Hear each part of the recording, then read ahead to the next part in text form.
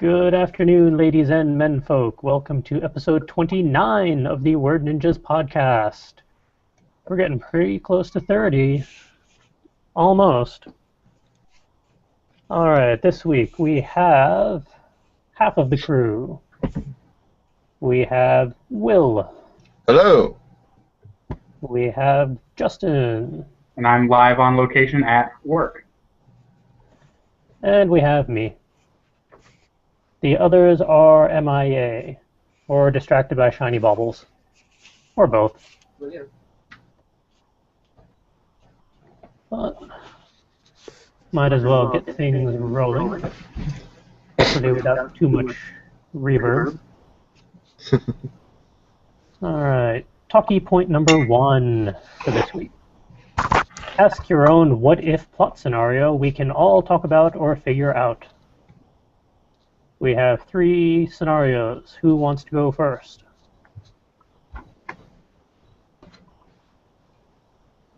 I nominate Justin. Alright, my what-if scenario for today is, and I'm probably going to pronounce this wrong because it's Latin, and I've heard it pronounced 2 different ways, so somebody please correct me. What if the Deus Ex Machina in your novel was a literal god in a literal machine? I feel like this has been addressed at some point. I brought up Bad Deus Ex Machinas in the past. I feel like this would be a good 80s sci-fi pulp plot. I think this concept was addressed literally in the third Matrix movie. When Neo goes to the machine world, and the God in the Machine, spoiler alert, absorbs him into the code. Spoiler alert for a movie from several years ago. That no one likes. I liked it. It had its good moments. And its bad moments. But I'm better at just basically if I'm entertained by a movie, I like it. I'm not that critical of movies.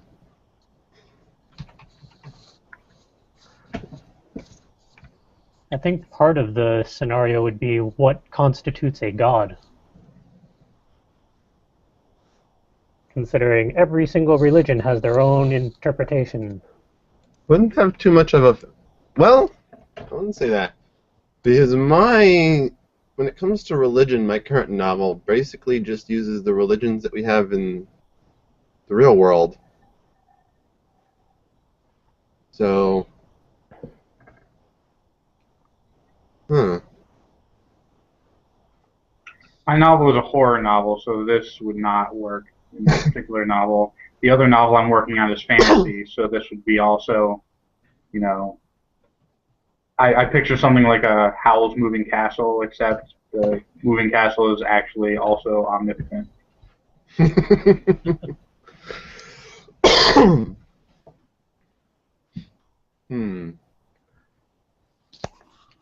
That is interesting, because putting it through from my novel would basically be like, what if in the real life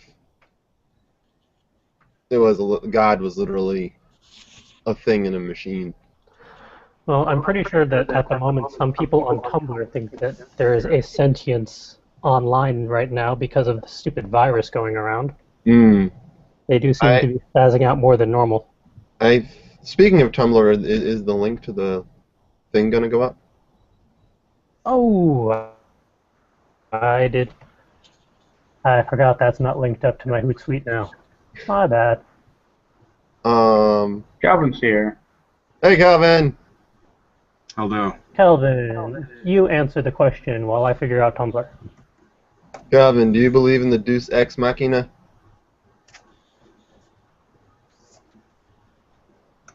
Can you say that again? Do you believe in the Deus Ex Machina? Oh, Deus Ex Machina. Yeah. I was right. Suck it, all of you.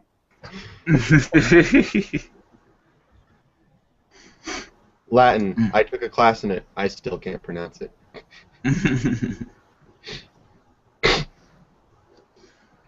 I think the problem is when Deus Ex, all those video games come out, everyone pronounces them Deus Ex. Yeah, So I think that probably is. embedded in everyone's stupid brains. Probably. Oh, for Probably. Pete's sake. It's kind of like when Why- Final Fantasy X came out and everyone kept insisting and call it Final Fantasy X. It's like it's a Roman numeral for 10 people. Come on now. Calvin. Super Bowl VXVIII. Yeah. Okay. Calvin, why is the website down? The website is down. Okay, I can either answer this question or see what's going on with the website. Probably because it's down. Answer the question, because I just there. pulled up the YouTube link instead. So I'll post that. Okay. Alright. Let's see. I'm trying to wake my brain up to try to remember what Deus Ex Machina is. That God is actually literally in a computer. Or a machine. Or a machine, that's true. So basically the what if scenario is what if the Deus Ex Machina in your movie is literally God in a literal machine.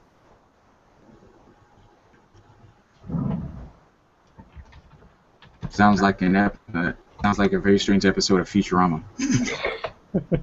Didn't they do that with Bender? Wouldn't surprise me. I remember he got like an upgrade and basically became omnipresent.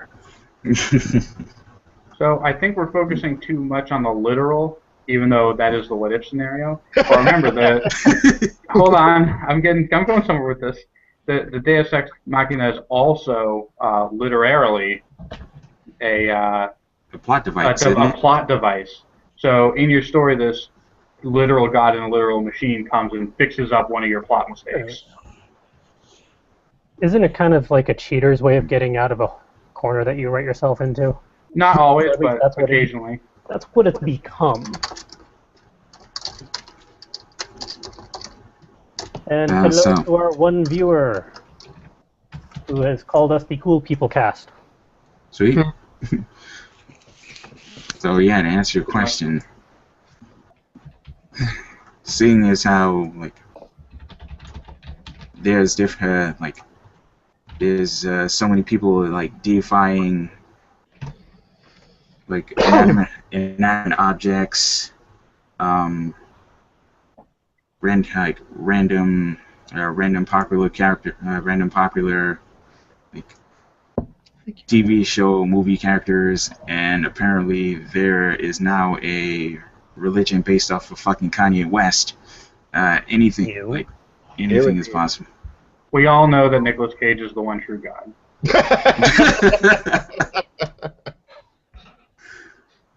Nicholas, no, not the bee's cage. Which is funny because I believe his head was put into a cage of bees. And it was, actually. Yeah, no, I saw the movie too, sadly. I did not know that there was a plural form of Deus Ex Machina. Deus Ex Machinas? No, it's like Dei Ex Machina. Damn you Latin conjugations. I suppose Yeah, that would that's be just if you awkward. have multiple gods. I mean, what if you took the entire Roman or Greek pantheon and threw that into a bunch of machines? That would be Isn't that entire mythos basically repeated Deus Ex Machina over and over again? Like, hey, there's a war. Oh, wait, no, Athena came, and now everything's fine. Pretty much.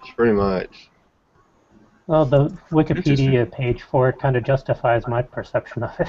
Depending on how it is done, it can be intended to move the story forward when the writer has painted themselves into a corner and sees no other way out. To surprise the audience, to bring the tale to a happy ending, or as a comedic device. Yeah, I don't plan on using that at all. Religion is not a thing that's really a factor in my story, except for the fact that one of my characters goes to church regularly. And even then, it was just a trope I wanted because I wanted my gay guy to be Christian. To be fair, the literary version and not the what-if scenario, it doesn't have to have anything to do with God. It's just a figment of speech. It's basically, there's a haunted house and our guys can't escape from it, but then there's an earthquake and the haunted house collapses, so everything's fine.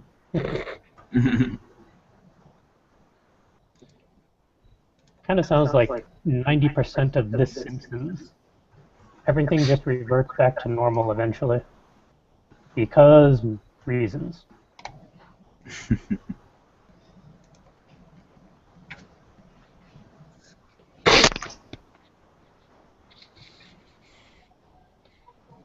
Okay. Will, do you want to do your what if scenario? I think Justin was trying to speak, but it looked muted. Nope, I'm fine. Okay. Wasn't sure.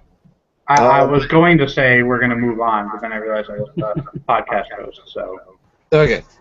Alright, my what if scenario. Perhaps this is half a month early, but it's what I could come up with. What if one of your characters accidentally drank a love potion and fell in love with another of your characters, one they despise the most? What's the Japanese term for that? Because I know there is one. I don't know, but there's a Japanese term for everything, so... This probably also explains, or is the plot for a dozen various anime. At least one episode of an anime. It's like one of those prerequisite filler episodes. Yeah, it's one of those filler episodes. Love potion. These two hate each other, and now, yeah.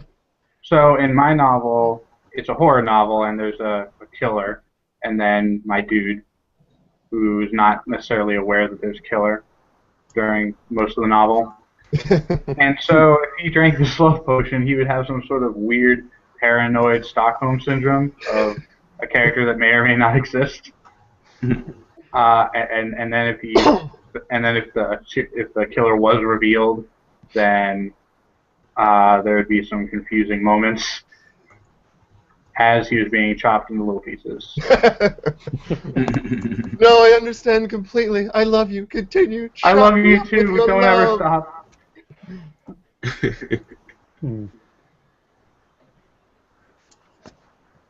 The only one combo I could think of for my various characters would be slash and burn, because that ship will never happen. I shall make sure of it.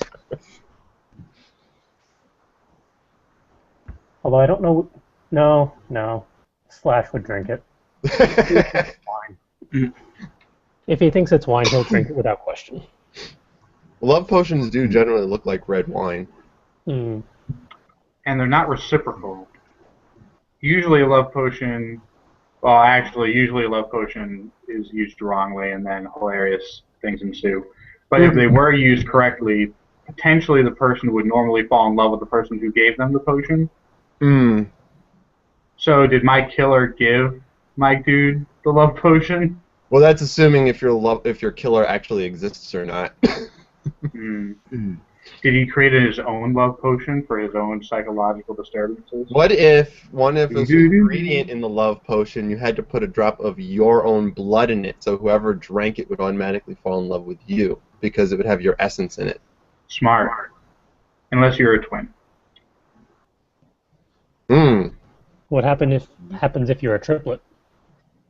Crazy incestuous orgy? I have a whole folder dedicated to that. Sounds like another anime to me. Rule 34. There's one word you could use. Wait, is this a not safe for, not suitable for? Now, what if this would be smart. So the killer's real. My main character makes the love potion and gives it to the killer. And so the killer falls in love with my main character and then doesn't kill him. Well, there you go. He has to pretend that he's in love the entire time with the killer. Otherwise, the killer will get really jealous and then kill him. That's like an M. Night Shyamalan ending right there. What a twist!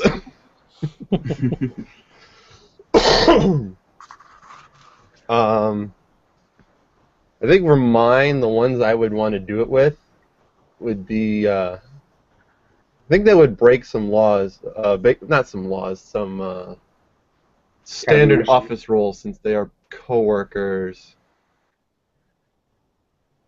Because I think it would be hilarious to do Max and Diamond. They do not like each other at all. Very aggressive cat fight, borderline rivalry between the two of them.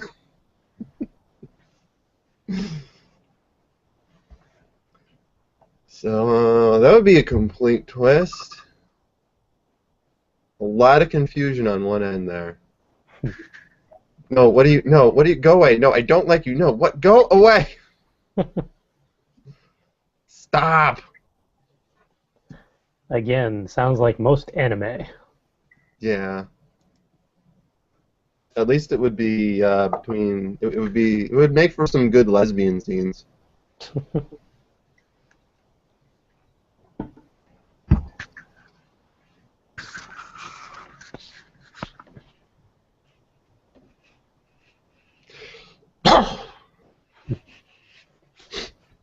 Appears Calvin has become MIA again. He's probably trying to fix the website. Is it the Word Ninja website? It's FC Writers. Oh. The entire database went down for some reason. Oh. That is not good. So in the meantime, how about my what-if scenario? What if a character could pull heat or cold out of the surrounding area and manipulate it to their whims? Well, they would be breaking one of the first laws of thermodynamics and everything about entropy. But besides that,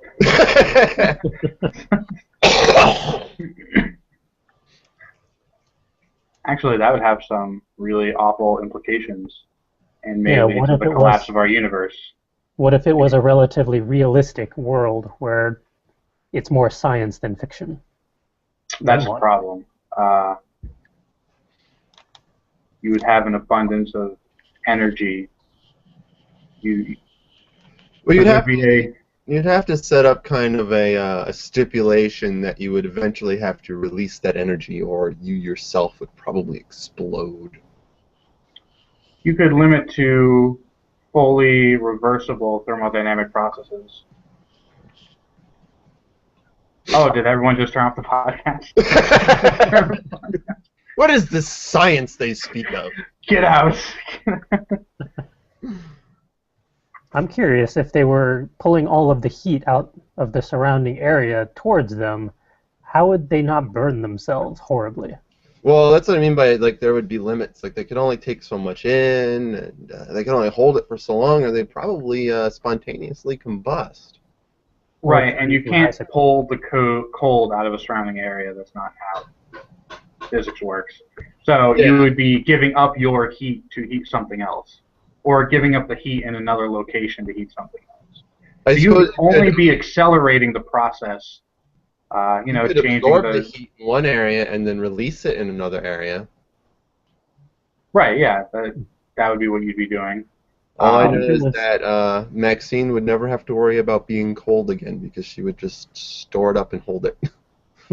No, my warmth, mine. What if it was more just attracting and repelling heat? So if you want it colder, you just repel the heat around you. Well, yeah, I mean, that's what you'd be doing. You'd have to deposit the heat into an existing cold sink. So you'd have to find something colder than yourself. And it wouldn't necessarily have to be in your immediate surroundings. It would have to be just temporary. eject the heat into space. It also rises. So if you unleashed it outward, it would stay outward, but then it would just go up into the sky.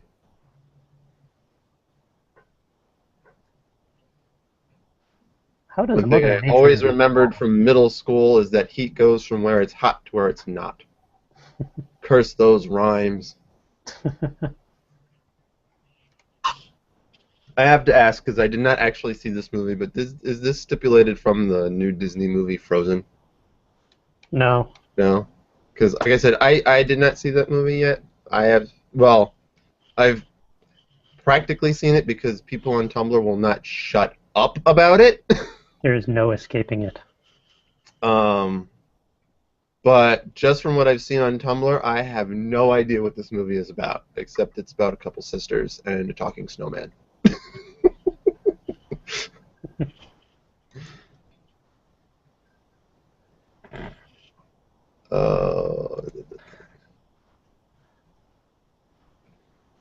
Uh, That is a valid question. Jessica asks, and how do you know what a love potion looks like? That's do an I know what a interesting love point. potion looks like? I What was have just you going been by doing? what I. Oh, this is probably the reference to when I said it usually looks like red wine. Hmm. Just from various movies and TV shows where I've seen where they've usually used a love potion, it usually looks like red wine. I suppose you could make it look like whatever you want to look like with the appropriate application of food dyes.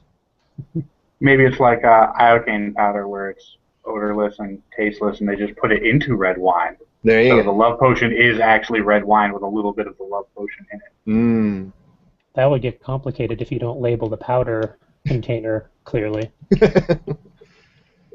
Of course, today's modern day and age, you're just as likely to put it into an energy drink. More likely to have it consumed that way. I think it would Here, become a have sex a potion Red instead of a love Bull. potion then. I opened this Red Bull for you. Enjoy! I'll show you my Red Bull. I'm sorry I said that. I take it back. That's great. Save that for the not suitable for word ninjas. Feel like that's a line from My Roommate's a Stripper. I don't actually have a bull character in My Roommate's a Stripper. At least not yet. Not yet, not yet. That would be. I'd like to add a formal request to add a Minotaur as a bodyguard at the next club that your characters go to. You know, a bull man would be a good bodyguard.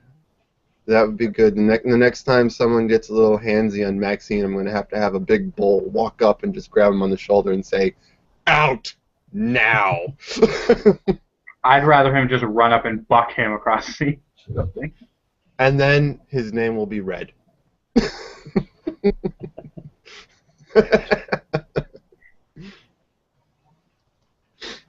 He'll be Red the Bull.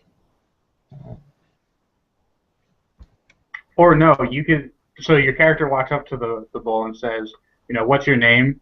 And he says, "My name's Red." And then so your character goes, "Oh, you mean like?" And then he just backhands her No! to prevent copyright infringement. Oh, you mean like the famous energy drink? Quiet. We don't want to get sued!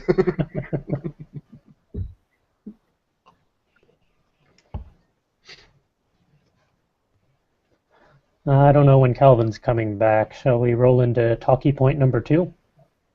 Yes. Might as well. Made the executive decision to do that. All right. Talkie point number 2. How do or how can writers use social media to promote their works and converse with readers? What should one not do with social media for their writing? This one was kind of instigated because I went to a social media conference for work, and it was silly. It was silly.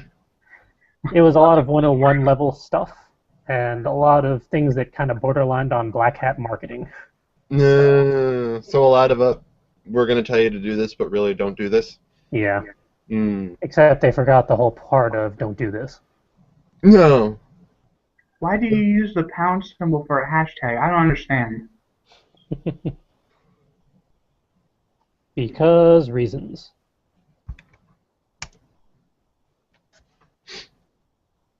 I wonder if there's anyone that even realizes that the reason why the hashtag was added was so that the keywords could be easily searchable. I did not know that.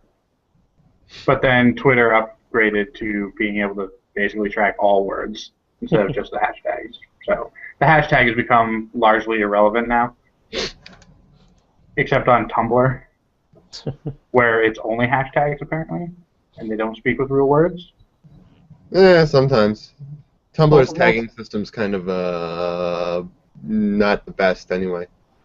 Well, most of the internet does not actually use words, so... No. Oh, and then Instagram. Oh, man. Hashtag outside, hashtag mountain, hashtag sky, hashtag. Okay, we get the point, the picture. So, Now, if they did hashtag the colors in their picture, that would make sense. That would Only take a helpful long get that time. I think I actually have. So we were talking about how to promote our works. Wait, Right? what? Oh, yes. That thing. Yeah. I use Basically, hashtags. are No, okay. Every word in my story starts with a hashtag, so you can easily find it. No, mainly I've been using a blog on Tumblr, which has been pretty easy to promote. You know, the easy, quick link to, and easy to tell people about. And I don't have to worry about getting muddled up with other stuff because the blog is specifically designed just for the story. So it's gotten a decent amount of viewage that way. Sites designed for posting artwork and stories is probably a good place to go as well if you can find them. Big one is probably DeviantArt. I believe they allow for stories too, as well as artwork. I use SoFurry, obviously, but that one's a furry-geared and adult-geared website, but it's pretty much the same. It's more of a specialized DeviantArt, as it were. If you're also going with furry, I know Fur Affinity allows for stories, but I think they're more artwork leaning. They don't have a nice text editor on their website, so posting stories there is a little bit of a pain in the butt. But definitely, I would say start small like there. Just find a website, post it up, tell your friends, link to it. You know, tag it appropriately with the themes of your story, and people on the website will eventually find it. I ended up with a pretty decent readership on SoFurry without really trying all that hard, just from posting the story and tagging it properly. How much of the various promotions and whatnot should be a blend of business and pleasure, for lack of a better term at the moment? Because, I mean, I have my personal social media outlets, but then I have stuff for full coverage writers. I've actually gone and purged most of my personal social media, and any social media that I have is only through either through Word Ninja Network or my own Facing My Reality stuff. I don't have my own personal Twitter. I don't have my own personal Tumblr. I don't have any of that. I try to live in the analog world in real life, and then my business is the online world. I think the only accounts that I have right now that are personal are Reddit, which is completely anonymous, so that doesn't really count, and then Facebook, which is just family and close friends. I don't do that. I'm going to friend everyone that I've ever met from elementary school onward. Which is why I never understand those Reddit posts where they're like, oh, look at this idiot saying this thing on my Facebook feed. I'm like, what? Why? How are you even seeing that? You shouldn't be friends with that person. I think South Park covered that concept pretty well. Poor Stan. It's like, I don't even know you. Why would I follow you on Facebook?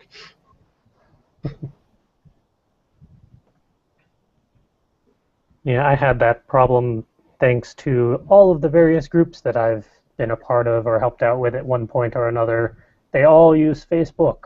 And they all try to friend me, or after like a mission trip, or for the various other groups through school or work or everything else. I don't want to. If I post on there, it's probably just going to be complaining about school, or it's going to be for writing. And most people on Facebook that are friends with me are not writers. So that's just silly. Barely even use my Facebook anymore. And yes, technically I do have a personal YouTube channel, which has not been updated since first college. Not since Calvin's Taschen Korkenzieher video. I think that's the latest one. It was either that or Crunk 101. I definitely remember that one. It's still up there. That was one of the videos that caused Ed to start bugging me about we should date. Yes, we're talking about the Crunk video. Yes, it was the blooper video where I trolled everybody. Badly. Well, if you're gonna troll everybody. Um, Yeah, I think if you're going to try and promote your writing or your books or anything like that, definitely do a separate account than your personal one. mm-hmm. It's a lot easier to keep those separate. That way, everything about your writing and your books and whatnot can be in one centralized location. People usually get pissy if they see personal stuff and that kind of stuff. Mm. Yeah, that's why I have a completely separate blog for my roommate's a stripper from my own personal one. So anything related to my roommate's a stripper just goes on that one blog. All my personal stuff is on the other one.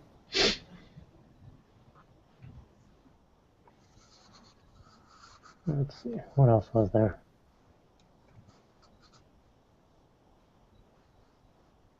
I don't know, I think we kind of covered that one pretty well. I mean, when you get really quote-unquote professional about using social media to promote your stuff, there's back-end analytics and tracking basically everywhere now. So you can figure out when your fans or viewers or listeners or readers or whatnot are online and paying attention. So when can you best touch base with them?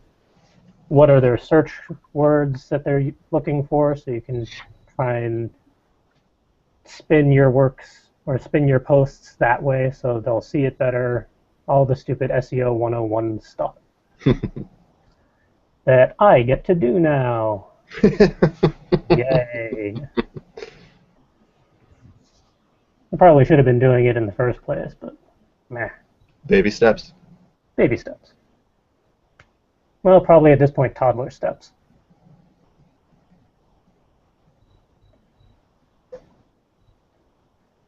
Alright, talkie point number 3. Ever have to write a scene that you hated writing but knew you had to write it for the good of the greater story? Care to share? I actually have no idea who posted that one, but thank you for the third talkie point. You're welcome. Mm. Yay. I would force Calvin to go, but he's not here. Yay, now have an echo. Alright, who wants to take this one on? Ooh, whatever you just did to your audio worked beautifully. I didn't touch a thing.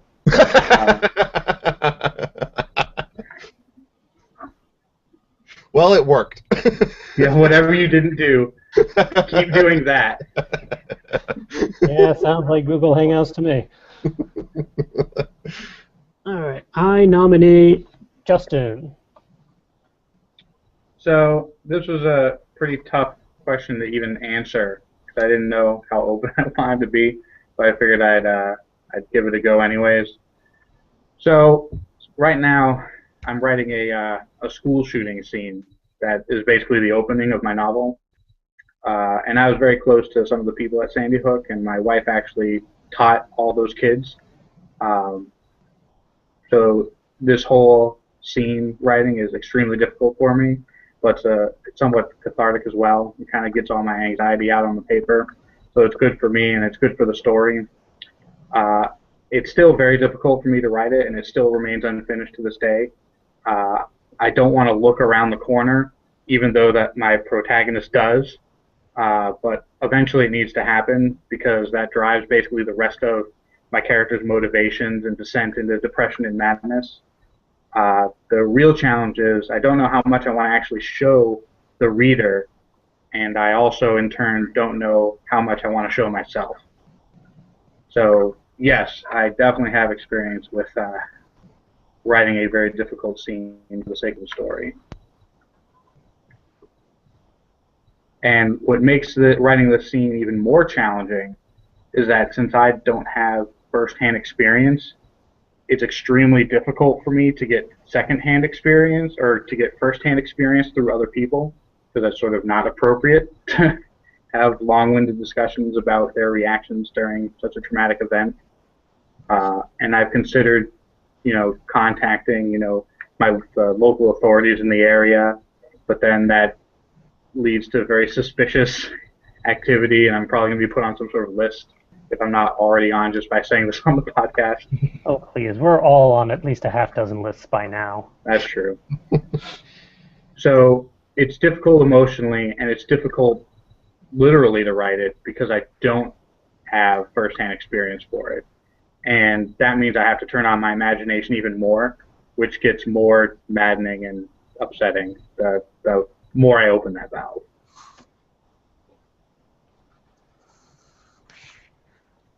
Let's see. Yeah, I've done this too, and it's been good and bad. I did a flash fic back in first college for one of my creative writing classes. I think the prompt was to write something that will make your readers cringe. That wasn't any of us, because we're writers and we're actually very good at that one. I did one on a girl surviving a suicide attempt and the repercussions there. And that was very hard to write, to edit, and I almost could not read it in class. But it was definitely an interesting exercise to figure out how to into the mind of someone like that, or how to work through phrasing situations like that for readers and for myself. It's something that I think writers should at least attempt, but it is not easy and it is not pleasant. And, at a certain point, you can take a step back and writing, without any emotion, but that doesn't get you anywhere in the writing itself. It'd be extremely easy for me to just say, my main character runs around the corner and he sees the grisly scene, and then I describe the grisly scene in detail. I could sort of get detached from it and write it that way, but that's just bad writing. So I need to really get attached to the emotions of the character during the time and react instead of just like a laundry list of things that he's seeing, react as if he's reacting and going through those motions. And I think that's where the challenge really lies in this kind of writing. Mm-hmm.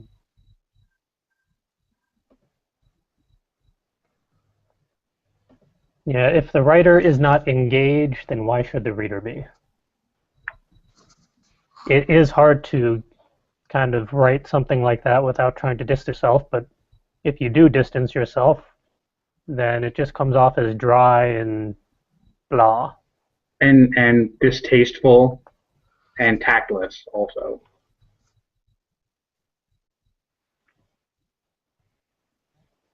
Yeah, and I'm sure that there have been writers who have attempted this but stayed a little too detached, and then it just comes off as insulting, which is not what you want to do.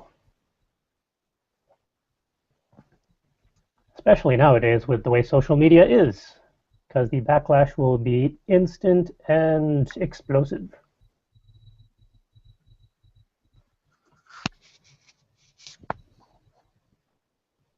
Bad press is still press, though, right?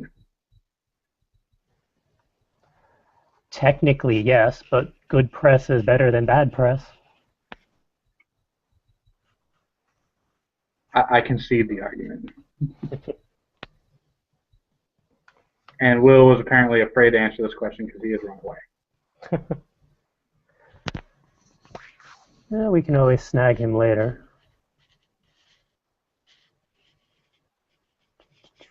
What else is there? I guess we can go into the highlights reel until they make a reappearance. Okay.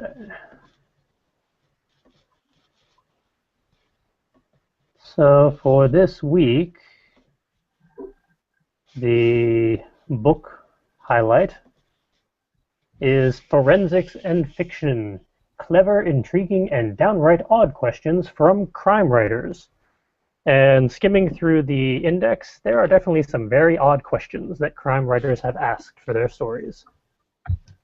But it's basically a 300-page book of various questions that writers have asked, and then answers, and then I think it was a actual detective answered them.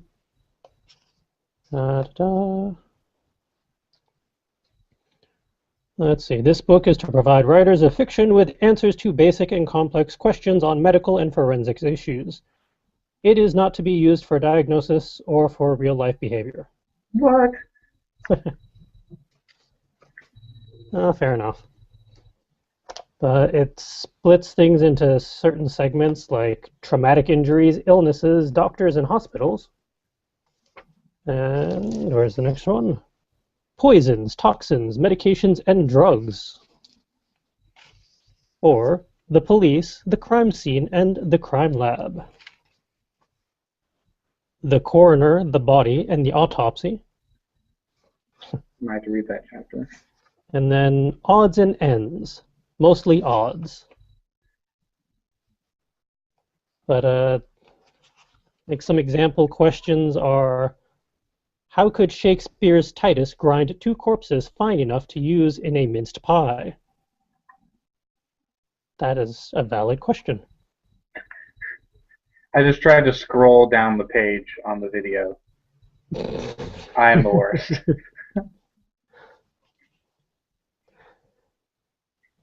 Can my villain, who is shot in the head just as he is being teleported to another site, survive the gunshot? I would think that would depend on the teleporter technology. Speaking of Deus Ex Machinas and the Star Trek expanded universe. What else is there? What is the cause of death in a crucifixion? I think it's like suffocation, if I remember correctly. I'd have to check that page. It wouldn't be massive blood loss from having your screen split open by a pipe. Maybe that, but I think the whole being hung by your hands causes the chest cavity to collapse in on itself or something very morbid like that, and then you can't breathe. Oh, so not ideal then. You can always resurrect yourself a few days later, it's fine.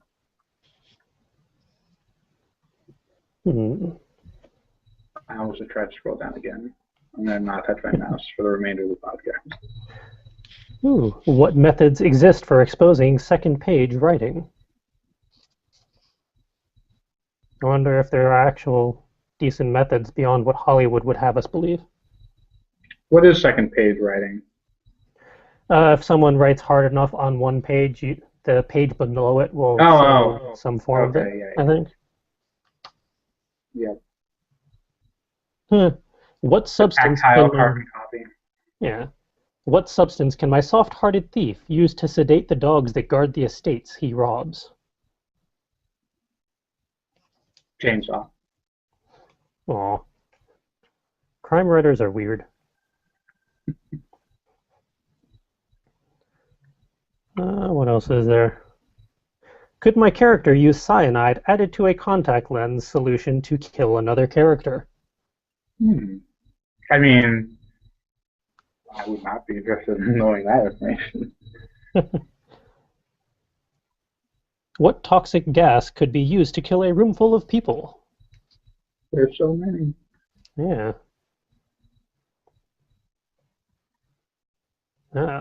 How could a serial rapist be rendered impotent by a drug or a surgical procedure in the 1960s?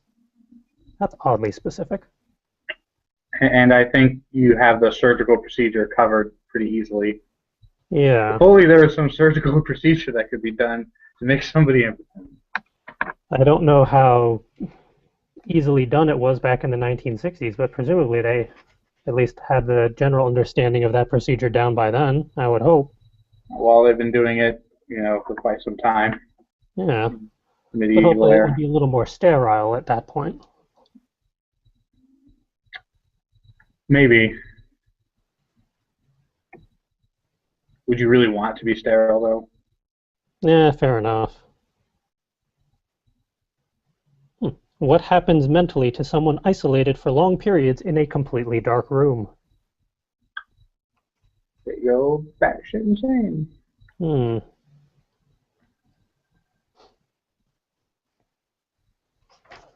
Yeah, there's a lot of interesting questions and logistics in this book. Are these questions answered? Yes. Sweet. How long could a man survive in the desert after major injuries from an automobile accident? How did he get in an automobile accident in the desert? And if that was the case, why wouldn't you just get back to the road? Hmm. Now he could have gone tumbling down a hill.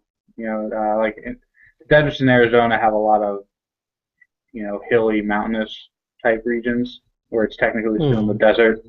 So I could see somebody tumbling and rolling down a hill, and then maybe being severely injured to the point where they can't walk. Can Botox be used as a weapon for murder?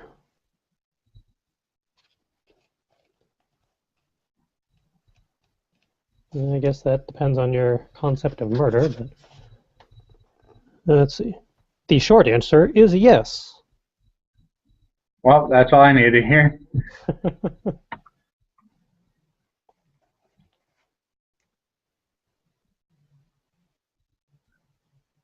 Hmm. What toxic could be used in a frozen bullet and bring about the sudden death of my victim? Weird. Pretty sure MythBusters debunked that. Wouldn't surprise me.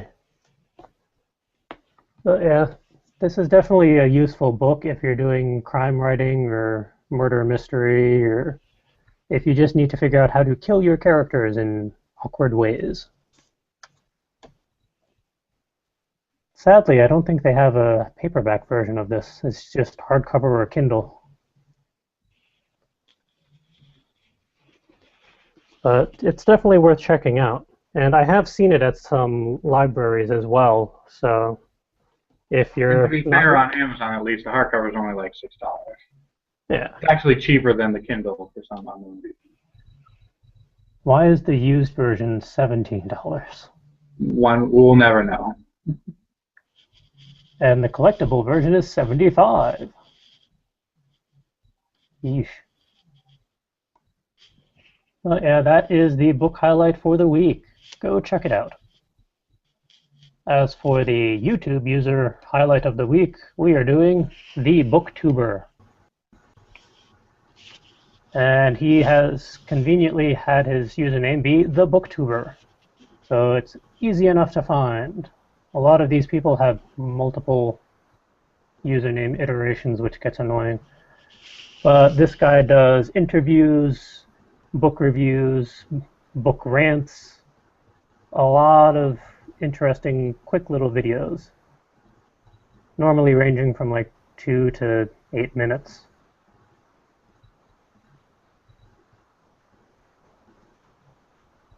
Doo-doo-doo.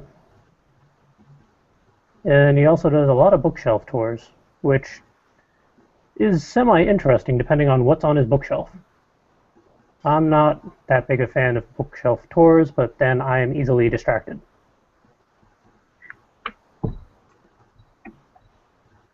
And the Calvin has returned. Yes, I had to take a call from a client. Ah, no worries.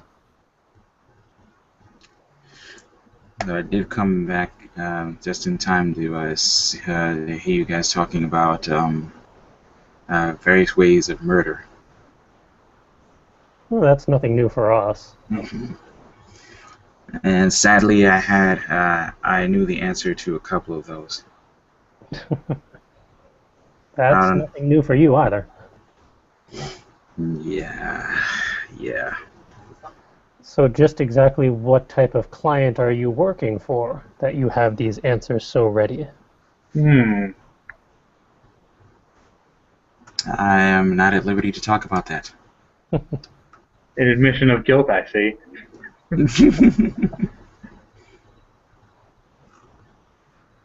That is all I'm going to say.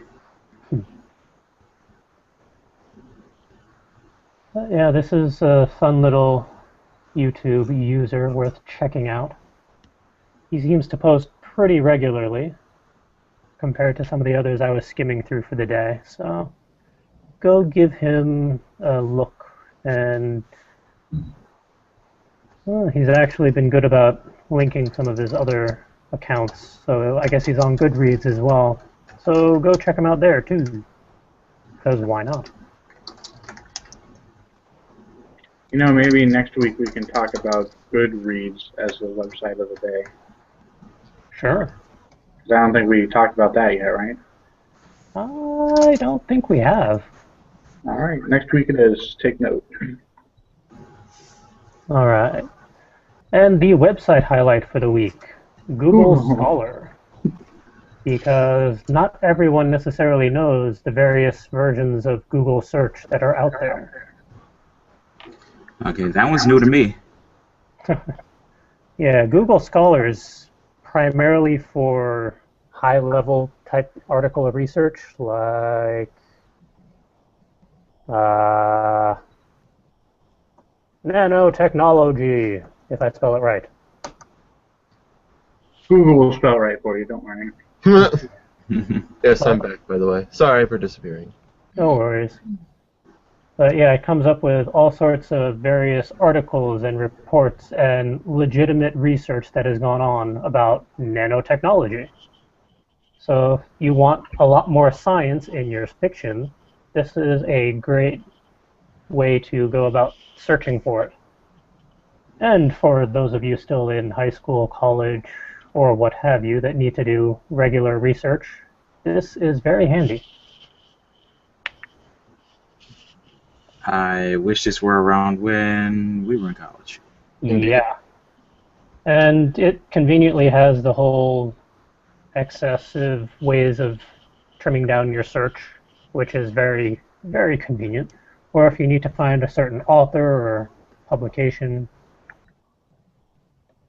or just a date range. Kind of wish that regular Google had this little drop-down menu. That would be Yeah, nice. it doesn't have a drop-down menu, but it does have some other options. Yeah, this is going to be very useful for me for the rest of this year until I finally get out of second college. And I would probably deselect the include citations because what good is just a citation? And I don't really need to know much about patents, but if you did, that has the option.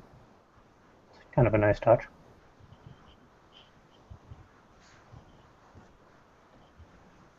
So, what is the Mind the Gap Science and Ethics in Nanotechnology? Will it actually let you see the full thing? Because no. It only lets you see abstracts. But it's probably just for that one publication. Hopefully. Yeah, you'd be surprised. A lot of them are probably like that. Yeah. You could find a domain that doesn't do that, and then you can specifically search within that domain. Well, I guess we can go through Google Books for I these. use this all handbooks the of time at work. Nanotechnology. There we go. It's nice because it's all scanned text PDF, so they're searchable. Yeah. And they're like super old books, so like material properties when I'm looking for them. Material don't necessarily change a lot over time. Once you have a certain alloy, it kind of behaves the same forever. So you can look up references from like the early 70s, which are not really heavily publicated anymore. Publicated? Yeah, Google Scholar and Google Books are kind of a good combination.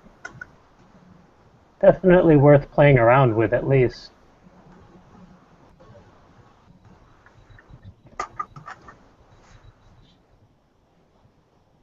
Okay, for those of us who are MIA, do you want to backtrack and answer some of the talkie points you missed, or shall we roll into goals for the week? Well, I only missed my own talkie point, personally. Would you like to respond to your talkie point? Since I asked it, I probably should answer it, huh? Probably. Seems fair. Probably. Seems appropriate. Alright, so this is going back to talkie point number 3. Ever write a scene that you hated writing, but knew you had to write it for the good of the greater story? Oh, yes, I had one scene in particular when I asked this question. In a recent chapter of My Roommate's a Stripper, I had to write a scene where my main female protagonist was sexually assaulted by a rather vile man. I hated writing it completely. I know I was sitting there, and halfway through writing it, I realized that I basically was making this face. You The- hate the character as much as they're The entire time, I just had this face on as I was writing what I was writing. I hated it. I hated it doing it to my character, who I love. I don't know if anybody else feels that way, but my more important characters feel almost like my own children. So, doing such horrible things to her made me feel rather disgusted with myself, but it was necessary for the overall plot point of the story.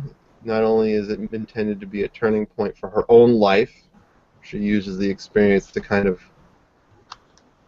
stop giving up on her dreams and try to pursue them, but it's also as a chance for the main male protagonist to come and save the day and help strengthen the bond between the two of them. So, it was a dark, dreadful, disgusting necessity of the story.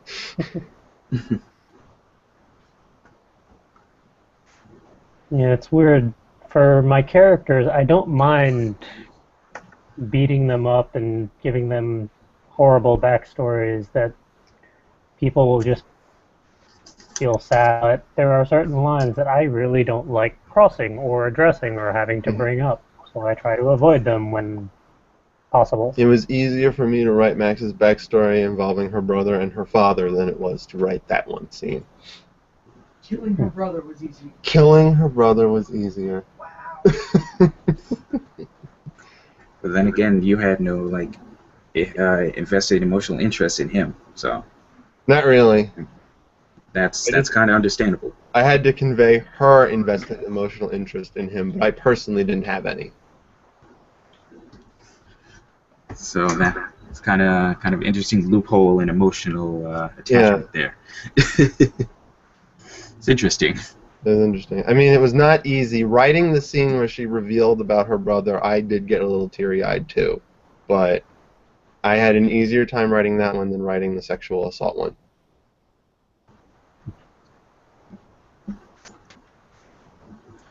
Yeah, I don't think there's many people that would say, I find writing sexual assault scenes super easy. That's true.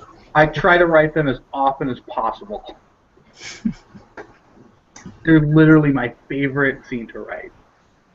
God, I hope no one takes these quotes out of context and puts them online somewhere else. There's just going to be GIFs, animated of just you saying that, and people are like, oh my god! I just hope that Boy, no do one I at your love office sexual does assault. that. It's my favorite. I just hope no one at your office overheard that out of context. I keep forgetting that I'm not at home right now. I'm on the other end of the office, so the probability of somebody being here is pretty low. But I wouldn't be surprised if somebody's sitting literally outside the door listening this entire time. And recording you for posterity. No, you don't understand, officer. It was ironic what I was saying.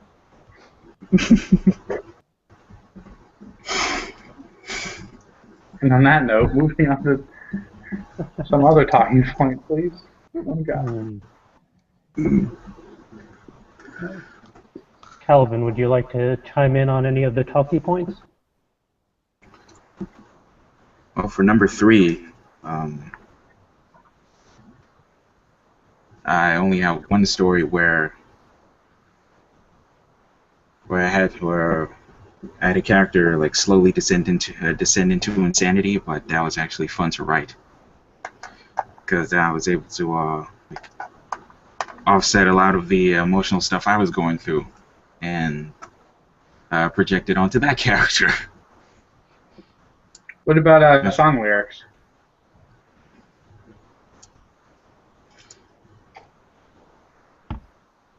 Song lyrics, trying to think. Song lyrics are actually pretty tough for me. A lot of them I end up writing about myself, and I find myself to be a hard topic to write about. especially like I said, with like a lot of emotional stuff I've had to deal with over the last few years. That like trying to write about that I've found to be like incredibly difficult, but I have found it to be very helpful to try to get past a lot of those things. It's not really that I hate writing about myself, I just find it really hard to. It ends up being cathartic only after the fact, but during the writing process I can see it being very demanding emotionally sometimes. Yeah, definitely. The Book of Calvin, Chapter 1, I am awesome. Chapter 2, I am still awesome. Chapter 3, I'm the worst. No, that's chapter 4. Chapter 3 is I don't feel so awesome.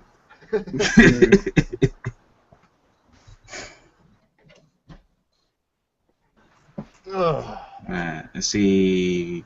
Talking point number 2.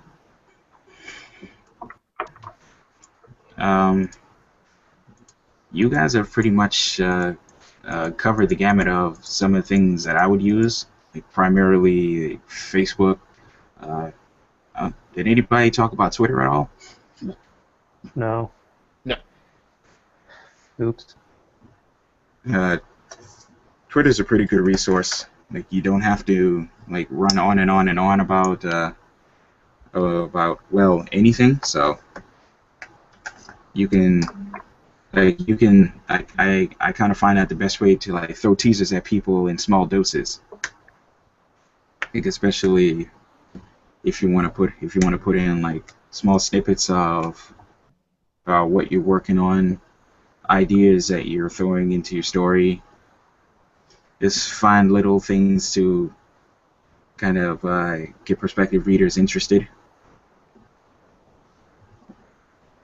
Like I actually follow a lot of authors on Twitter, a lot of indie authors, and they like one of the things they do is throw like little teasers in there from their books in each of their Twitter posts, and will also throw links to up and coming books and books that have already been published and everything. So It's also a good outlet for promotions if you're having a giveaway. that's true too. Like retweeting a tweet is like one of the easiest, least complicated things to do on the internet. So that's something that can spread very easily.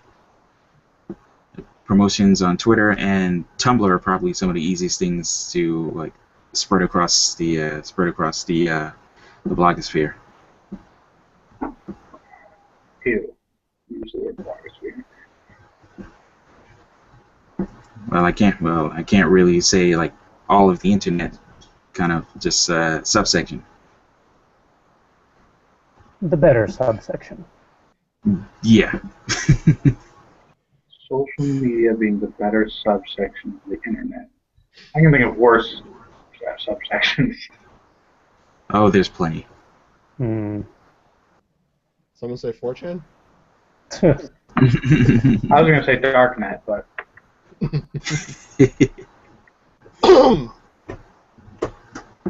It's too many to name. sadly enough. Probably better not to name them. They may notice. Mm. I love hanging out on the Silk Road, right, guys? Yeah. On that note, how did last week's goals go? Because transitions. Well, last week I wasn't on fire. Hooray. I put on what were my last week's goals: survive? Question mark. And my response is sort of? Question mark. Hopefully, the nightmarish hellscape that has become my. I see Calvin typing in. Hilarious. Hopefully, the nightmarish hellscape that has been laid out before me will be over very soon. And then maybe I'll be able to write about it. As for myself, I did actually outline the story arc workshop. I did attend the social media conference, which was very underwhelming. I did not queue up the next review-a-thon, though. Shame on me. Hopefully I'll get to that this week. Maybe.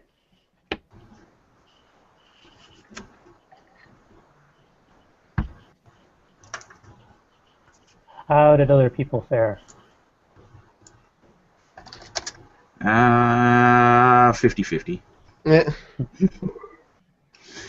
I got in touch with my clients for upcoming projects, as you could tell from my going MIA for a little bit there. But slowly building my to-do list of websites for, if not this quarter, at least first half of the year. My attempt to work on the full coverage writer of the book and movie reviews, intros and outros didn't pan out terribly well, but to be fair, that was because I was helping work on the Minecraft server. A lot of very, very important projects. Very important projects. 10-minute minecart ride. 15-minute minecart ride. 17. 17. Which reminds me, Calvin, I have to show you something afterwards. Okay.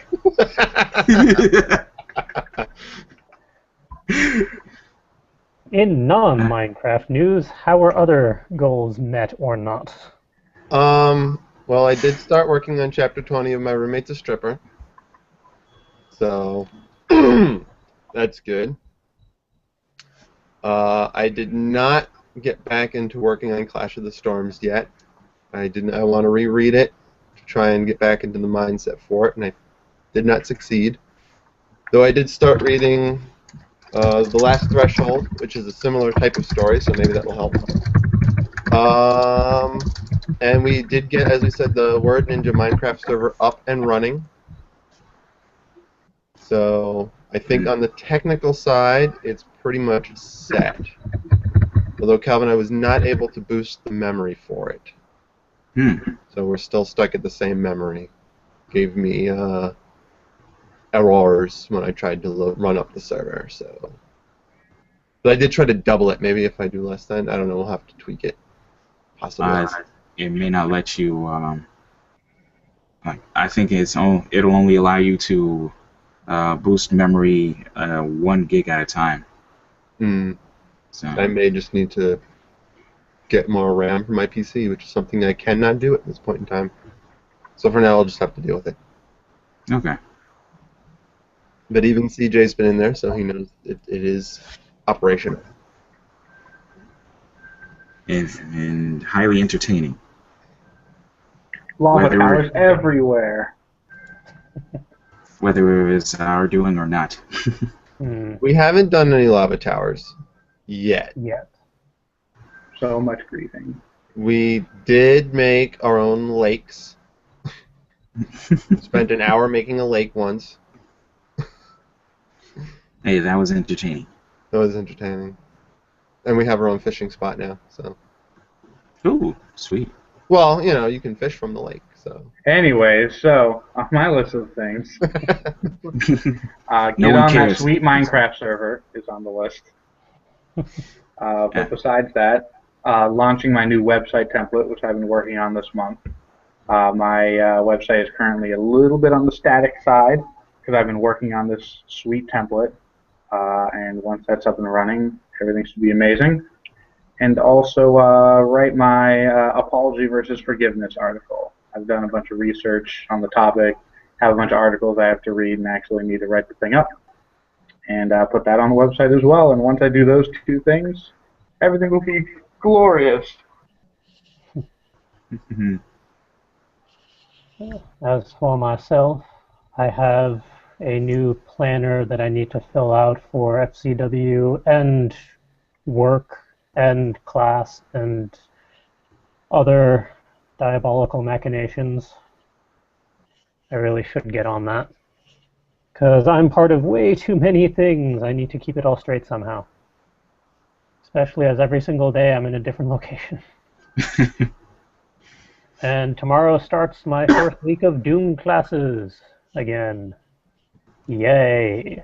Dun, Dun dun dun. dun.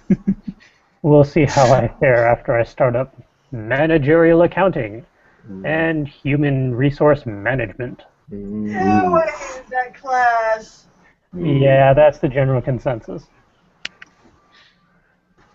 That, and I also want to do a test run of the workshop materials for the story arc workshop. And by test run, I mean actually create the materials, because that still needs to be done. Hopefully I'll squeeze that in somewhere.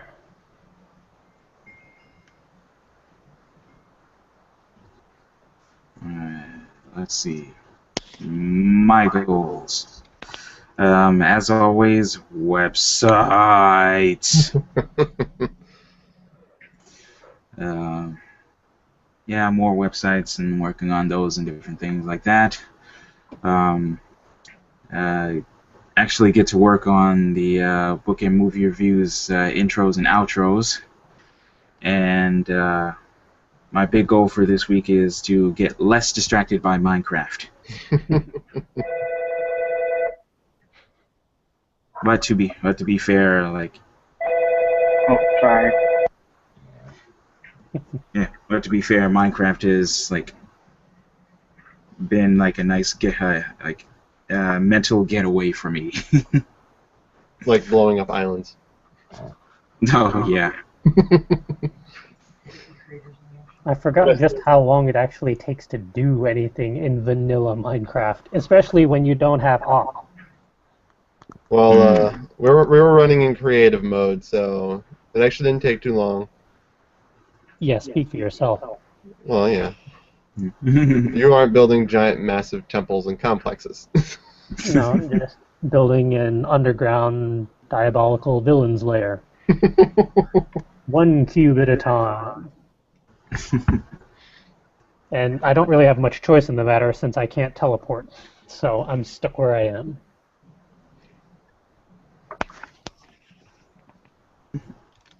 Well, technically, you went down near to where the new tram system is, so if you make your way back to the surface in the Ice Temple, we can discuss that later. Yeah, Let's- yeah. My goals for the week is to finish Chapter 20 of My Roommate's a Stripper. I want to get it posted by the end of the month, which is the end of the week. I think I can do it. You can do it. Maybe get back to working Clash in the Storms. I hope maybe. See how things work out. And there's some minor fiddly bits in the Minecraft server, but nothing major.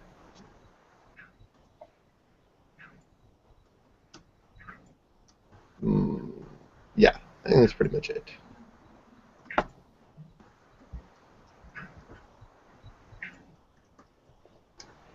Good times. And I'll add a fourth goal for the week because yeah, I It's the need end of the to month. finish editing episode 2 of Not So Suitable for Word Ninjas podcast, which kind of gives a follow-up goal for Calvin.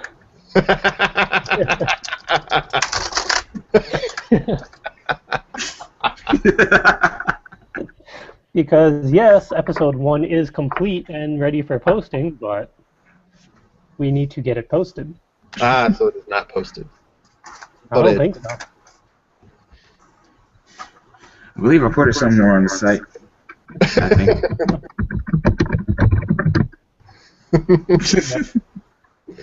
Yeah, that pretty much sums it up.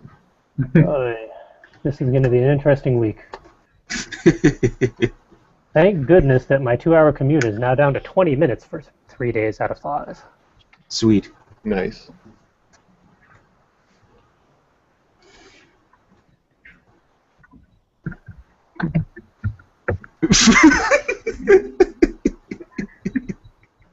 Poor listeners have no idea what's going on right now.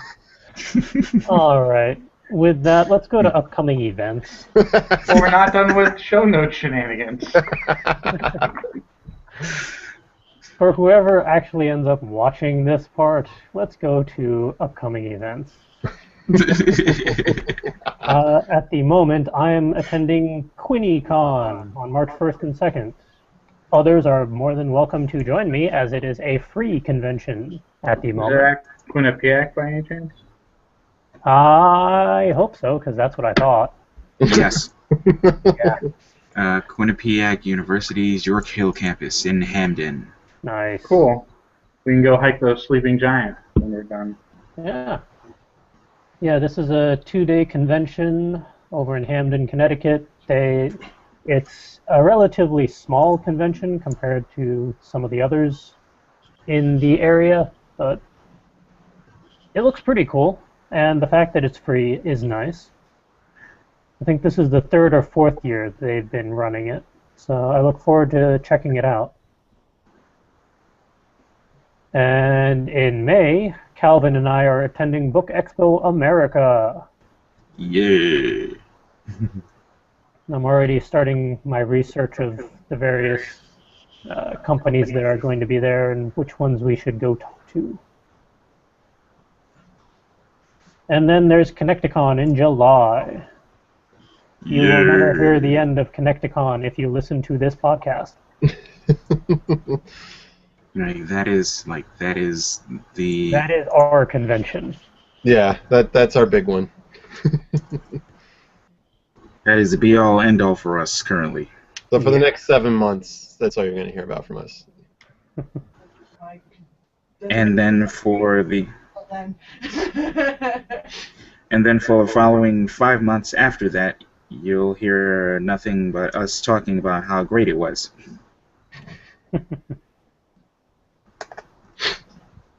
Oh, that's going to be a problem. Yeah, those are our current upcoming events. Sometime in that mix will be our story arc workshop, which will be done in person, and then an online version will be posted with relevant PDF links to the worksheets for people. So look forward to that. Let's see. Muse food.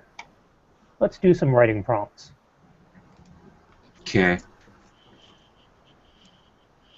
Okay, since the website is down, I'll screen share the show notes. So no one post anything inappropriate. At least not on the visible screen. Justin. Sorry. I meant to click away from it, not on it. But normally, fcwriters.com, MuseFood page has all of our archived writing prompts. Each week we do 10 one-liners, 10 one-worders, and a story cube combination compiled using Rory Story Cube. Salute. Thank you. While the one-liners and one-worders are purely spontaneously created, the story cubes are not sponsored by or associated really with Rory Story Cubes. We just use them because they're fun. So please don't sue us. Pretty please? Who wants to I take the think one by line? them including a screenshot function, probably we don't have to worry about that. Yeah, considering it has the Story Cube's watermark on it and all, I think we're pretty safe. Yeah. Alright, who wants to lay claim to the one-liners? Anyone? I'll do it. I should have. It's all yours. Okay. Before you start, the site is back. Yay! Hooray! Okay, you may continue. You I'm and sorry. I know better. Well, you know better. Everything here is just downside up, back, ashwards. Give that guy the hero's welcome, which I'm assuming is an ironic sentence. That sounded a lot dirtier than I had intended it. Diving to the depths of the ball pit, I found more surprises.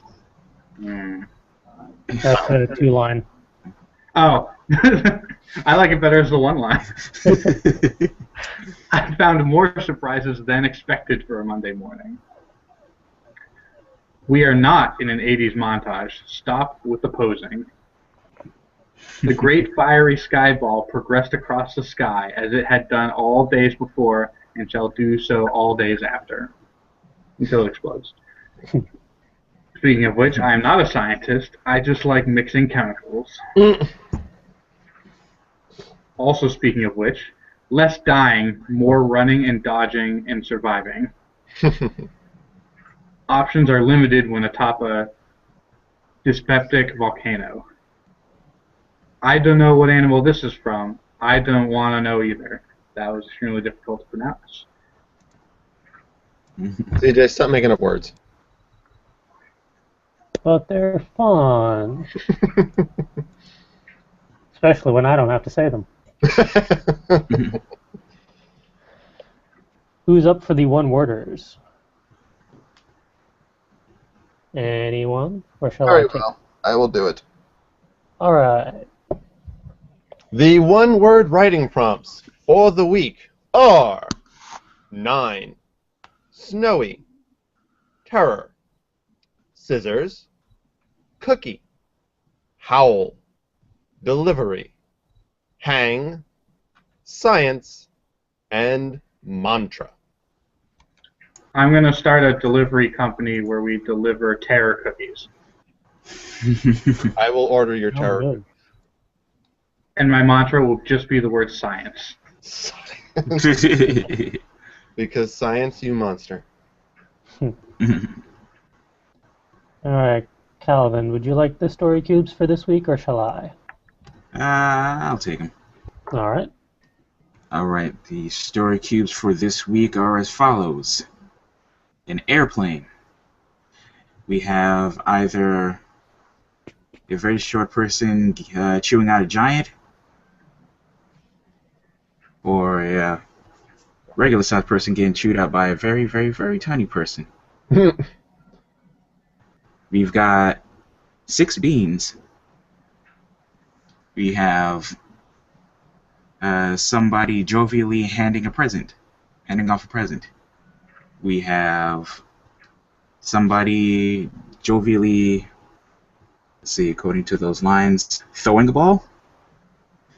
We have a snow-capped mountain with a river running through it. We have a bridge with a river running under it. We have some dice, a die here, a 6-sided die.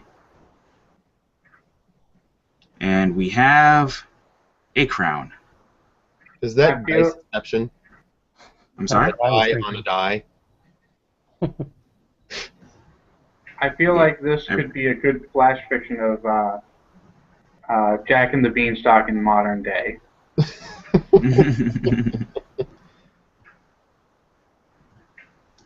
I can see that. And as always, with all of these writing prompts, you do not have to use all of them or even any of them as they are put on the page. They are merely there for just idea generation and to get your muse going for when you really need to get your writing written. If you happen to write a short story or flash fiction piece based off of any of these prompts, we would love to read it. You can send us a copy of it via email over at wordninja@fcwriters.com, or you can just email us the URL where you happen to post it, whatever is more convenient for you. If you do send us a copy of the flash fiction, we will read it and review it on a future episode.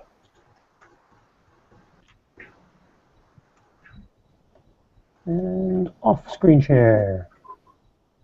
There we go. Back to writing obscenities into the show notes. All right. Next segment. This show is brought to you by Cookies. No, by Full Coverage Writers, a repository of resources for writers. To check out past episodes, reading recommendations, interviews, and more, go to fcwriters.com. And it is actually up and working now. Yay!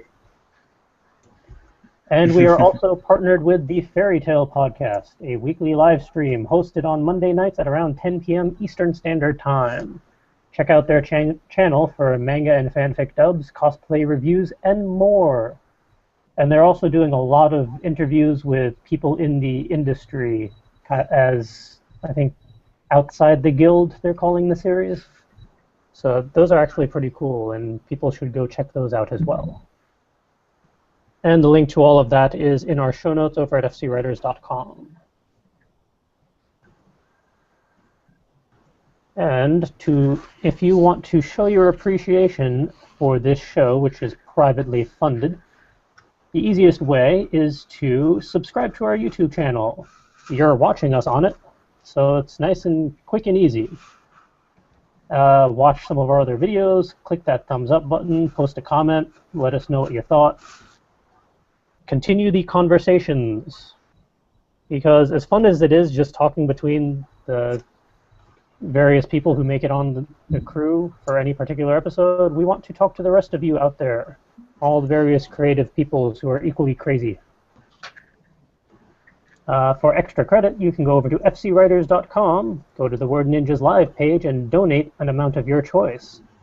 All donations go towards our various endeavors to provide engaging content for creative people everywhere. And it will also detail the 3-tiered donation levels. If you donate $1, you get a shout-out. You can promote your social media account, your own website, blog, podcast, what have you. For $5, you can ask a talkie question or do a website, book, YouTube highlight of some sort. So whatever you want us to banter about or dig into. And for $10 whole, you can sponsor an entire episode and join us. So you can be live and join in the conversation with us and have fun in the various derailments that ensue. All right. With that, unless anyone has some last-minute commentary, it is time to wrap this show up. I've got nothing. I'm good. I'm going to request to do my outro immediately because my laptop's running out of batteries. All right, then. Where can people find us on the internet? Let's start with Justin. Why not? Oh, wow. I get to go first. Well, I'm just going to plug my website for now. It's at facingmyreality.com. The new template and new articles should be posted by the end of the month. And then I expect a rolling wave of content to go out. You can also find me on Twitter at facingmyreality as well, which I started posting to again after an extendo break over the holidays. And with that, I'm going to bid you all adieu because I have 4% of battery left, and it says I have about 89 seconds left. So Okay. I will remember to plug this in when I'm doing a show from work next time. That would be a good idea. But take care, and go to everyone else's stuff too. All right. Take care and send me that Minecraft info. Will do. All right. Bye. Later. Let's do Will. Me, I get to go second. Number 2. All right. For all you adult types out there who are over the ages of 18s and ups, you can find my novelization of My Roommate's a Stripper at its personal its personal. Does that work? Sure, why not? Its personal Tumblr page, myroommatesastripper.tumblr.com. I also have my own personal Tumblr page for those who are also 18 and up at darkhome.tumblr.com. Darkhome is spelled Darkhom. I have an almost never used Twitter account at Will Grenville, and I have a account at SoFurry at darkhome.sofurry.com. You can get in at any age, but if you want to view the adult stuff, you need to make an account. And that's pretty much it. And where can people find the Calvin? All right, let's see. Where can't they find the Calvin? You can email me at thewebmaster@fcwriters.com if you're having any issues with the website, like we had just a couple minutes ago.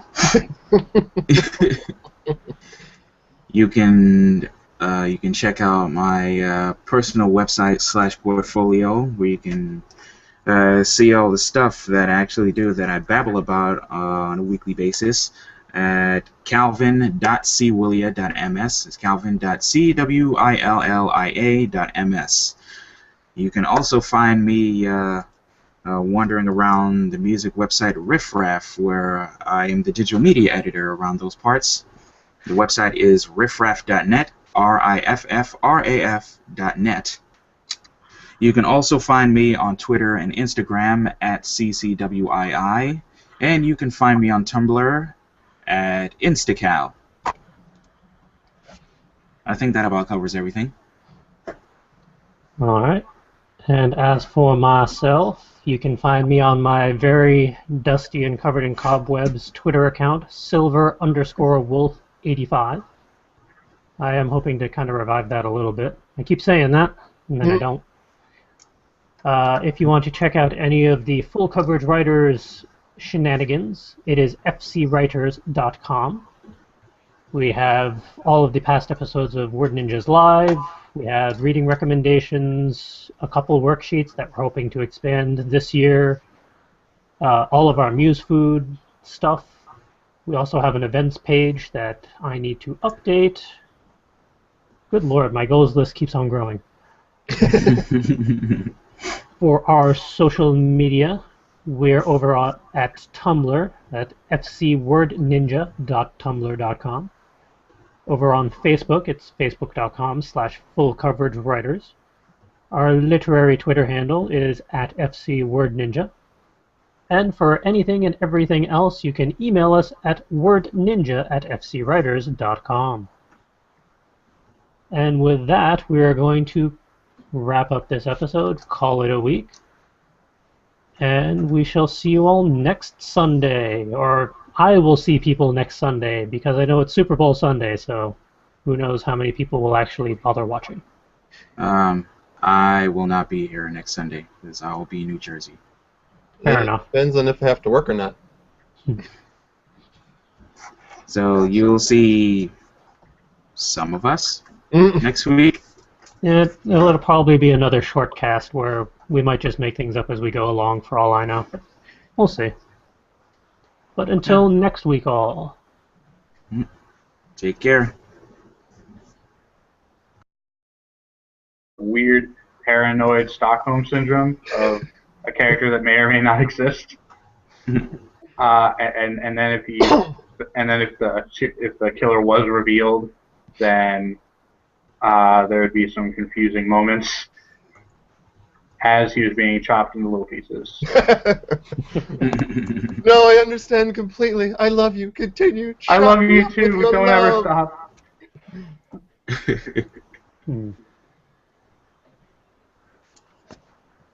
The only one combo I could think of from my various characters would be slash and burn, because that ship will never happen. I shall make sure of it. Although I don't know. No. Slash would drink it. Wine. If he thinks it's wine, he'll drink it without question. Love potions do generally look like red wine. Hmm. And they're not reciprocal. Usually a love potion, well, actually, usually a love potion is used wrongly, and then hilarious things ensue. But if they were used correctly, potentially the person would normally fall in love with the person who gave them the potion. Hmm. So did my killer give my dude the love potion? Well, that's assuming if your killer actually exists or not. Did he create his own love potion for his own psychological disturbances? What if one of those ingredient in the love potion, you had to put a drop of your own blood in it, so whoever drank it would automatically fall in love with you because it would have your essence in it? Smart. Unless you're a twin. What happens if you're a triplet? Crazy incestuous orgy? I have a whole folder dedicated to that. Sounds like another anime to me. Rule 34. There's one word you could use. Wait, is this a not safe for, not suitable for? Now, what if this would be smart. So the killer's real. My main character makes the love potion and gives it to the killer. And so the killer falls in love with my main character and then doesn't kill him. Well, there you go. He has to pretend that he's in love the entire time with the killer. Otherwise, the killer will get really jealous and then kill him. That's like an M. Night Shyamalan ending right there. What a twist!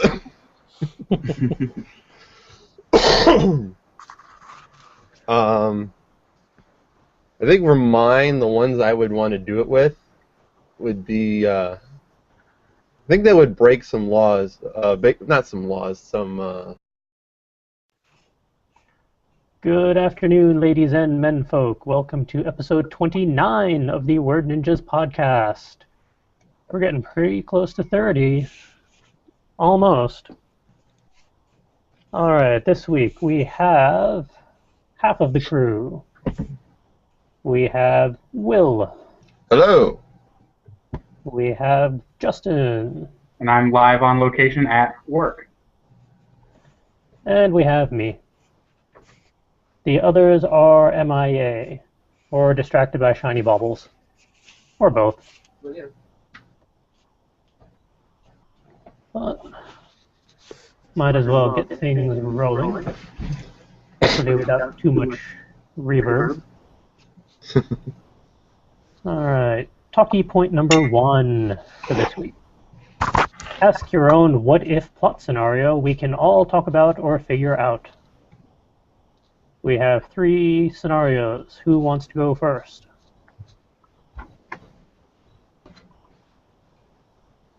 I nominate Justin. Alright, my what-if scenario for today is, and I'm probably going to pronounce this wrong because it's Latin, and I've heard it pronounced 2 different ways, so somebody please correct me. What if the Deus Ex Machina in your novel was a literal god in a literal machine? I feel like this has been addressed at some point.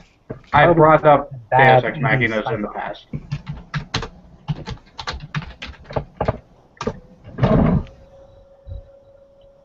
I feel like this would be a good 80s sci-fi pulp plot. I think this concept was addressed literally in the third Matrix movie. When Neo goes to the machine world, and the God in the machine, spoiler alert, absorbs him into the code. Spoiler alert for a movie from several years ago. That no one likes. I liked it. It had its good moments. And its bad moments. But I'm better at just basically if I'm entertained by a movie, I like it. I'm not that critical of movies.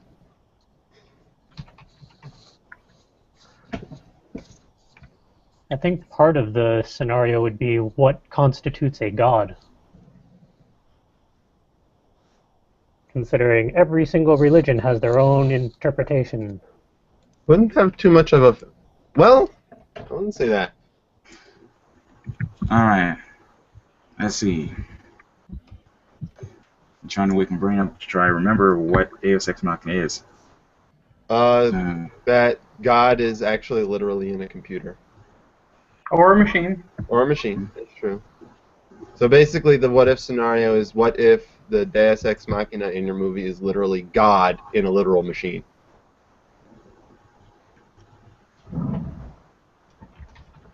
Sounds like a very strange episode of Futurama. Didn't they do that with Bender? Wouldn't surprise me. I remember he got like an upgrade and basically became omnipresent. So I think we're focusing too much on the literal, even though that is the what-if scenario. But remember that. Hold on, I'm going somewhere with this. The Deus Ex Machina is also literally a plot device. a plot device. So in your story, this literal god in a literal machine comes and fixes up one of your plot mistakes. Isn't it kind of like a cheater's way of getting out of a corner that you write yourself into? Not always, At least but that's what occasionally. That's what it's become. And hello to our one viewer who has called us the Cool People Cast. Sweet. So yeah, to answer your question, seeing as how like there's different there's so many people like deifying like inanimate objects, random popular character, random popular like TV show, movie characters, and apparently there is now a religion based off of fucking Kanye West. Anything is possible. We all know that Nicolas Cage is the one true God.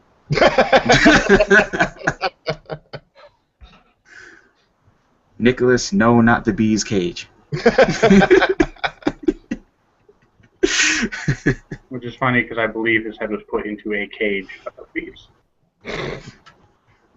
And it was, actually. Yeah, no, I saw the movie too, sadly. I did not know that there was a plural form of Deus Ex Machina. Deus Ex Machinas? No, it's like Dei Ex Machina.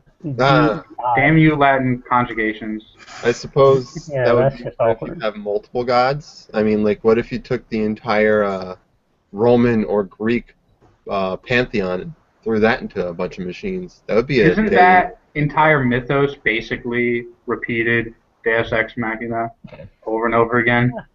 Like, hey, there's a war. Oh, wait, no, Athena came, and now everything's fine. Pretty much. Well, the Wikipedia page for it kind of justifies my perception of it. Depending on how it is done, it can be intended to move the story forward when the writer has painted themselves into a corner and sees no other way out. To surprise the audience, to bring the tale to a happy ending, or as a comedic device. Yeah, I don't plan on using that at all. Religion is not a thing that's really a factor in my story, except for the fact that one of my characters goes to church regularly. And even then, it was just a trope I wanted because I wanted my gay guy to be Christian. To be fair, the literary version and not the what-if scenario, it doesn't have to have anything to do with God. It's just a figment of speech. It's basically, there's a haunted house and our guys can't escape from it, but then there's an earthquake and the haunted house collapses, so everything's fine.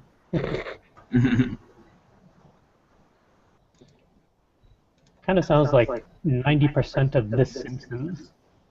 Everything just reverts back to normal eventually. Because reasons.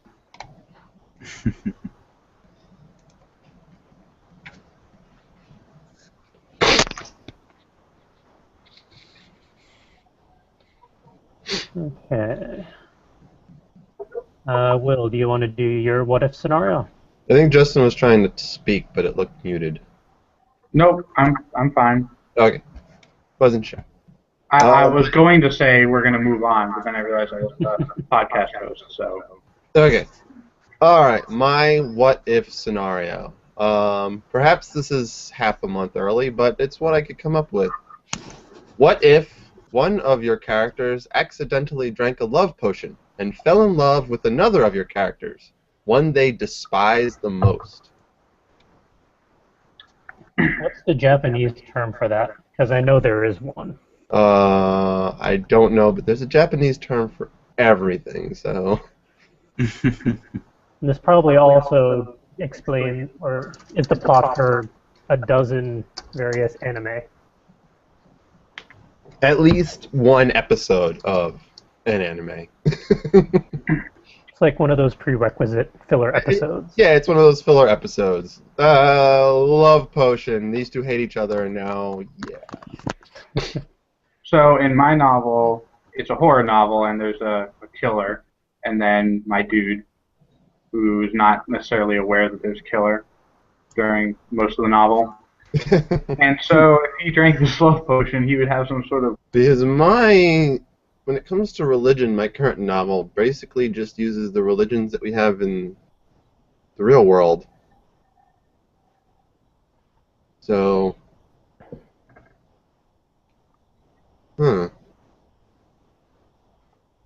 My novel is a horror novel, so this would not work in that particular novel. The other novel I'm working on is fantasy, so this would be also, you know, I picture something like a Howl's Moving Castle, except the moving castle is actually also omnipotent.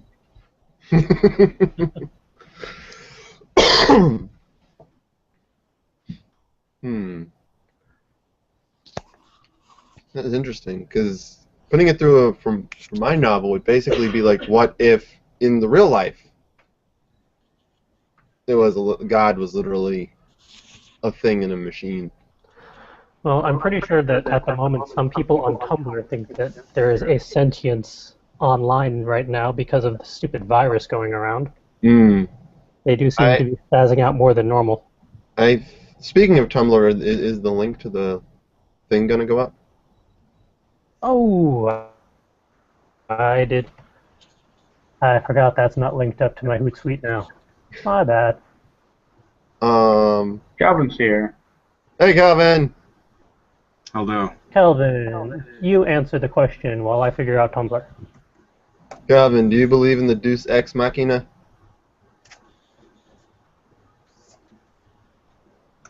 Can you say that again? Do you believe in the Deus Ex Machina? Oh, Deus Ex Machina. Yeah. I was right. Suck it, all of you.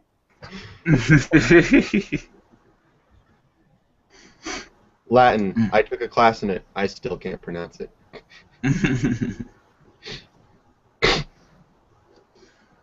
I think the problem is when Deus Ex, all those video games come out, everyone pronounces them Deus Ex. Yeah. So I think that embedded in everyone's stupid brains. Probably. Oh, for Probably. sake. It's kind of like when Why- Final Fantasy X came out and everyone kept insisting on call it Final Fantasy X. It's like, it's a Roman numeral for 10 people. Come on now. Calvin. Super Bowl VXVIII. Yeah. Okay. Calvin, why is the website down? The website is down. Okay, I can either answer this question or see what's going on with the website. Probably because it's down. Answer the question, because I just there. pulled up the YouTube link instead. So I'll post that. Okay.